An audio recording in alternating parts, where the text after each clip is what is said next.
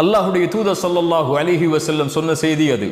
உலகமெல்லாம் ஒன்று சேர்ந்து உங்களுக்கு ஒரு நலவை செய்ய நாடினாலும் அல்லாஹ் விதித்ததை தவிர எதையும் செய்ய முடியாது. உலகமெல்லாம் சேர்ந்து ஒரு தீயதை செய்ய நாடினாலும் அல்லாஹ் விதித்ததை தவிர எதுவும் செய்ய முடியாது. புத்தகம் மூடப்பட்டு விட்டது, பேனாக்கள் உயர்த்தப்பட்டு விட்டது.